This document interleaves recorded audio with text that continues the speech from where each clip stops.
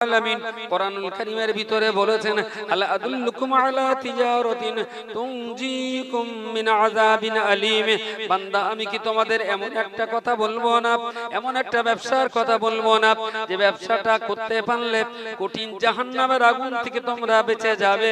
আল্লাহ পাক নিজের প্রশ্নের জবাব নিজেই দিয়ে বললেন, যে ব্যবসাটা জাহান্নাম থেকে তোমাদের বাঁচিয়ে দেবে, ওই ব্যবসার প্রথম নাম্বার কথা হলো তুমিনুনা বিল্লাহি, আল্লাহর একত্ববাদকে বিশ্বাস করবে, ওয়া রাসূলি, নবী মুহাম্মদ সাল্লাল্লাহু আলাইহি ওয়াসাল্লামের পদাঙ্ক অনুসরণ করে চলবে। তিন নম্বরে আল্লাহ বলেছেন, ওয়া তুজাহিদুনা ফি সাবিলিল্লাহি, আল্লাহ জমিনে আল্লাহ দ্বীন প্রতিষ্ঠা করার জন্য তোমাদের অবশ্যই সাধ্য সাধনা জিহাদ মুজাহাদা করতে হবে। আল্লাহর দ্বীন প্রতিষ্ঠা করার জন্য তোমাকে অবশ্যই জিহাদ করতে হবে। আমি তিন নম্বরই জিহাদের কথা বলতে যে বললাম, দেশের অন্যের সঙ্গে জিহাদ করতে হবে না, দিল্লি বোম্বে আগ্রা জিহাদ করতে হবে না। আপনি আপনার জিহাদটা আপনার পরিবার দিয়ে আপনি শুরু করুন। ছেলের বিরুদ্ধে আপনার জিহাদ হবে, ছেলে বেনামাজি, আপনাকে জিহাদ করে থাকে নামাজের কাতারে দাঁড় করাতে হবে। স্ত্রী বিপর্দায় করে আপনাকে জিহাদ করে স্ত্রীর মাথায় পর্দা তুলতে হবে। বাচ্চাটা মিথ্যা কথা বলে, আপনাকে জিহাদ করে মিথ্যা বলা বন্ধ করতে হবে। আপনার বাড়ির কাজের ছেলেটা একটু চুরি চাপাটি করে, জিহাদ করে চুরি করার মনোবৃত্তিকে বন্ধ করতে হবে। আপনাকে জিহাদ করতে হবে। আপনার বাবা জমির আলটিন এক কাঠা জমিতে কাঠা বানায়, জিহাদ করে বাবাকে পরিষ্কার করে বলতে হবে, জমি সীমানা হরণ করা মহাপাপ, এ কাজ কখনো করা যাবে না। আপনাকে লড়াই করতে হবে। আপনার বাচ্চা কখনোই যেন কাউকে মারপিট না করে, আপনাকে লড়াই করতে হবে। আপনার পরিবারের পক্ষ থেকে গ্রামের কেউ যেন জুলুমের শিকার না হয়, আপনাকে লড়াই করতে হবে। আপনার পরিবারের কারণে এই গ্রামের কোন মানুষ যেন কখনো কষ্ট না পায়। আপনি কিসের মানুষ যে আপনার জন্য অন্য লোক কষ্ট পায়? আপনি কিরকম মানুষ যে আপনার দোকানে 1 কেজি 4 কেজি 9.5 হয়? আপনি কিরকম মানুষ যে আপনার বাড়ির বাচ্চাটা স্কুলে পড়ে, তাকে না পড়িয়ে আপনি ঘোষবাড়িতে ফুর্তি করতে যাচ্ছেন? ওই ফুর্তিটা করাচ্ছে আপনার বাচ্চাটা নিয়ে প্রতি বছরে, তো কাজটা অনেক ভালো হতো। আপনি কিরকম মানুষ যে আপনার দ্বারায় আপনার প্রতিবেশীরা উপকৃত হয় না? ভালো মানুষ হতে গেলে তো বিরাট টাকা লাগে না, বিরাট গাড়ি বাড়ি জলকরি ভাটা লাগে না। ভালো মানুষ হতে গেলে একটু ভালো ভাবনা লাগে, উদার ও মুক্ত মনের একটু ভালো ভাবনা লাগে।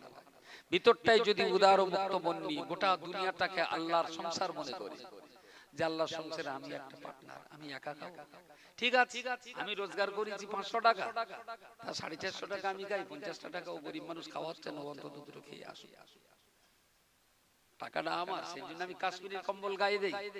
আর ও তো গরিব মানুষ, তো ওরা অন্তত অনন্তপুরীর কম্বল একটা চাপা দেই যাতে ঠান্ডাটা কম লাগে। যদি আমরা সবাই এই ধরনের মানুষ হতে পারতাম, বিশ্বাস করুন পৃথিবীটা না স্বর্গে পরিণত হয়ে যেত, জান্নাতে পরিণত হতো। মানুষের কষ্ট বলে কিছু থাকতো না। আপনি বড় লোক হবেন তো, আর দুনিয়া তো ঝামেলা পাকায়, তো টাকা ঝামেলা পাকায় পাকায় পাকায়। তো আচ্ছা, কত টাকা হলে একটা লোক ঝামেলা বন্ধ করবে? লাস্ট স্টপেজ আছে, লাস্ট স্টপেজ আলহাকুমুত তাকাসুর হাত্তা যুরতুমুল মাকাবির। ও তত সময় টাকা দরকার যতক্ষণ ওর কবরের মাটি না খোঁড়া হয়। যখন কবরের মাটি খোঁড়া হবে, তারপরে ওর টাকার দরকার থাকবে না। তার চোখের সামনে তো এত দেখছি, প্রতিনিয়ত প্রতিদিন দেখছি কারো না কারো মরণ। বড় লোক, গরিব লোক, সাদা লোক, কালো লোক, শিক্ষিত লোক, মূর্খ লোক মরছে তো প্রতিদিন।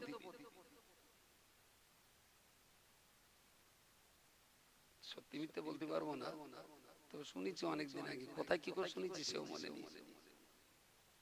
ওই মাঠের দিকে একটা বাড়ি, সেখানে বুড়ো বাপটার এনে ও, ওর বউ আর দুটো বাচ্চা, আর বুড়ো বাপ, ওর এই 5 জনের সংসার ওখানে থাকে। এখন সেই জায়গায় রাত্রি শুয়েছে, বলে সকালে উঠে দেখে আব্বা মরে গেছে। বিশাল কান্না কাঁদছে ছেলেটা, বিরাট কান্না কাঁদছে। তা গ্রামের লোক যে আবার ওর বাড়ি একটু মাঠের দিক তো একা সাড়ে বাড়ি, খবর টর দিয়ে আবার গ্রামের লোক সব ছুটে গেছে, ওরে বোঝাচ্ছে সবার তো মরতে হবে, তোর বাপ গেছে তোরও জাতি হবে আমারও জাতি হবে, তো কান্নাকাটি করলে হবে। কবর টবর কোথায় কি করবি বল, পূর্ণ কবরে দিবি না কোথায় দিবি? ওর কান্না থানা, তুই শুধু কাঁদবি, বাপের কবরটা দিবি না? তা আমরা কাজ কাম করে দিই যে তুই বল কবর এই বিটে দিবি না সে পূর্ণ বিটে দিবি, কি হবে? তা কান্না ও থামে না। তা সবাই বলতেছে সত্যি ছেলেটার বাপের খুব মায়া করতো, দেখ না কি কান্না কেনতে। একটা টাইমে সবাই ধরে সরি দেয়, তুই একটু কান্নাটা বন্ধ কর অন্তত, তুই এত কান্না কেনতিস কেন? ভাই বাপ আমার গেছে জাগে জাগে, কিন্তু আমার শুধু টেনশন বেড়ে যাচ্ছে, মাঠের মাঝখানে ঘর করলাম আজরাইল, এই রাস্তাটাও চিনে গেল। ওর একটা চিন্তা ভাবনা ছিল যে গ্রামে ঘর করলে তো আজরাইল প্রায় আসে, মাঠের দিকে করি যাতে আমার বাড়ি চিনতি না পারে। বাপ গেছে আমি ওই জন্য কিনতেছি না, আমার টেনশন হচ্ছে যে আজরাইল পথ চিনে গেছে মানে পরের বাপ আমার পাওয়া। ওনায় হুশো হাবলা, তাই আপনিও কি বললাইনি যে আজরাইল আপনার বাড়ি চেনে না? ইজা জাআ আজালুহুম লা ইস্তাখিরুনা সাআতান ওয়া লা ইস্তাকদিমুন। মৃত্যুর সঠিক সময় যখন এসে যাবে, চূড়ান্ত সীমানার বাউন্ডারিতে আপনি যখন পৌঁছে যাবেন, লা ইস্তাখিরুনা সাআতান, পৃথিবীর কোন জমিদারের জন্য 1 ঘন্টা দেরিও করা হবে না, লা ইস্তাকদিমুন, আবার গরিব রিকশাওয়ালা কোন ভিখারিকে মৃত্যুর সময়ের 1 ঘন্টা আগেও কাউকে মারা হবে না। তাহলে মরণটা যদি সঠিক সময়ে যদি মরিয়ে যেতে হয়, তে এত দেখে দেখে দেখে দেখে তাও একটু শিক্ষা হয় না যে আমরা তো চলে যেতে হবে, টাকা পয়সা তো দরকার, দরকার না? আজকে 2 টাকা না হলে আমি কেন তাবারুক দিতে পারবো না? 2 টাকা না হলে এই গায়ে জামাটা সোয়েটারটাও কিনতে পারতাম না, 2 টাকা না হলে একটা বাড়ি করতে পারবো না, 2 টাকা না হলে গাড়িটা কিনে আসতে পারতাম না। টাকার দরকার আছে, আমারও দরকার আছে, আপনারও দরকার আছে। আমি বলছি দরকারটা না একটু লিমিটেড করে ফেলুন, লিমিটেড মিনস, যে আমার যেমন রোজগার আমি তার উপরেই সন্তুষ্ট থাকি, এর উপরে আমি আর বাড়াবাড়ি করতে যাব না। আজকে এখানে এসছি তো এরা আমার একটা টাকা দেয়, সে 500 দেখ, 1000 দেখ, 2000 দেখ, একটা মিনিমাম একটা টাকা দেবে, আমার সংসারটা যেন 2 ডাল ভাত চলে। এখন এই পশ্চিমবঙ্গে আপনি খুঁজে দেখুন, কোন বক্তা ওয়াজ করে 500 টাকা পায়, কেউ ওয়াজ করে 5000 টাকা পায়, কেউ আবার ওয়াজ করে 25000 টাকাও পাচ্ছে, কেউ ওয়াজ করে 50000 টাকাও পাচ্ছে না। সবাই বলে কোরআনের কথা বলছেন, কেউ 31 পারার কথা বলে না, যা বলে 30 পারার ভেতরেই বলে। তো 30 পারার ভেতরে ওয়াজ করে কেউ 500 টাকায় ওর সংসার চলছে, আর কারো 50000 টাকায় বলে তারও সংসার চলছে। কিন্তু মৃত্যুর পরে ও যে মাটিতে শোবে 50,000-এর মাল, ওরও বলে একই মাটিতে শুতে হবে। যে অগাধ সম্পত্তি আছে বলে পাঁচাত পালে একটা বিছেন দেয়, বিছেন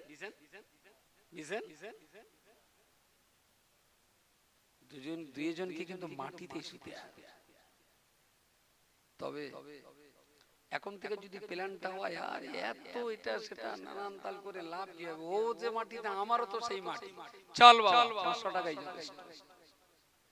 আপনি কিন্তু পৃথিবীর সেরা রাজা, 500 টাকা রোজগার করে যদি গর্ব করে বলতে পারেন, আরে এই দুপুরে তো কত লোকের খাওয়া হয়নি, আজকে পুঁইশাক খেয়েছি, একটু ঢেঁড়স খেয়েছি, আর ডাল দিয়ে ভাত খেয়েছি, আর দারুণ সুন্দর টেস্টি ভালো খাবার খেয়েছি। যদি ভিতর থেকে সে সন্তুষ্ট হতে পারে, পৃথিবীর এই হলো সেরা রাজা। প্রথমে আলু ভাজি, তারপরে প্রথমে ওই উজ্জে ভাজি, তারপর আলু ভাজি, তারপর 35 ট্যাংরা মাছ ঝোল, তারপরে আপনার ডাল আর কাতলা মাছের মাথা, তারপরে তেলাপিয়া মাছ আর পটল, তারপরে বেগুন আর পোলা মাছ, তারপরে মুরগির গোশ, তারপরে ছাগলের গোশ, তারপরে গরুর গোশ, তারপরে দই, তারপর রসগোল্লা, 11 রকম খাইয়ে দিয়ে হাত মুছতে বলে খোকা শক্ত হলো, তো একটু থামস আপের ব্যবস্থা করলে না?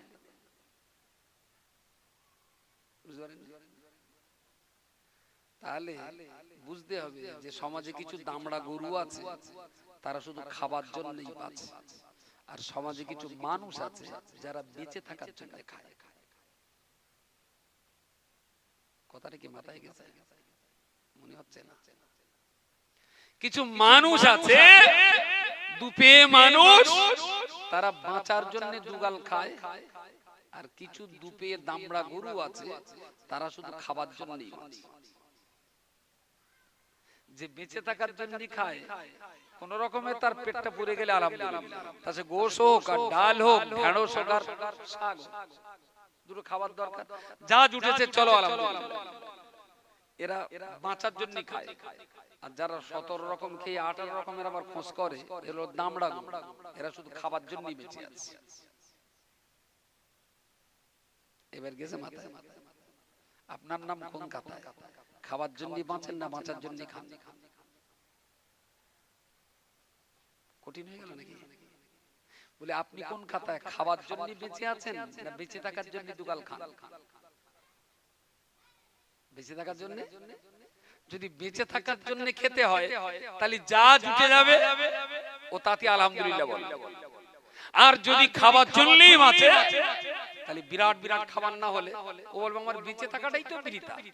আরে খাবার জন্যই তো বেঁচে, যতই দেবেন ওর কোনোদিন মন ভরবে না।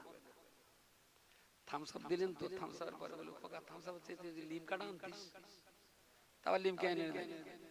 লিমকাটা দুটো খেয়ে বললো খোকা তুই সেই দই রসগোল্লা দিলি যখন একটু রসমালাই দিলি, বল দারুণ হতো। রসমালাই আনলেন, একটা কি আর খেতে পারবে না। দোস্ত তুই এমন একটা সময় দিলি যে খাওয়ার আর জায়গা নেই। বুঝতে পারেন? শেষ পর্যন্ত একটা দোষ ঘাড়ে রেখে যাবে যে আপনি ওর খাওয়াতে পারলেন না।